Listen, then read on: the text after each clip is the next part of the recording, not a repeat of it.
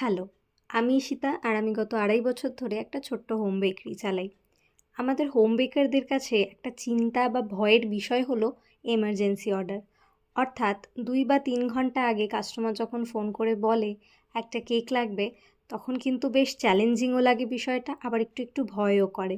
তো এরকমই একটা অর্ডার পেয়েছিলাম। আমার হাতে সময় ছিল মাত্র ৪ ঘন্টা। তার মধ্যে কেকটা বেক করে সমস্ত কিছু রেডি করে দিয়েছিলাম। সেট করার খুব বেশি সময় পাইনি।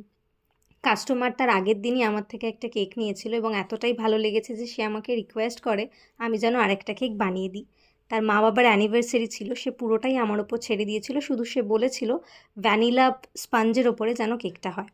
আমি সেরকমই করার চেষ্টা করেছি। আমি একটা ছোটোর মধ্যে যতটা সিম্পল হয় ডিজাইনটা করার চেষ্টা করেছি, উপরে ছোট্ট করে হ্যাপি অ্যানিভার্সারিও লিখে দিয়েছি। তো এই ছিল কেকটা। আমাকে দেখে জানিও কেমন লাগলো। ভিডিওটা ভালো লাগলে লাইক, শেয়ার অ্যান্ড সাবস্ক্রাইব করে দিও। দেখা হবে অন্য কোনো ভিডিওয়। টুডলস।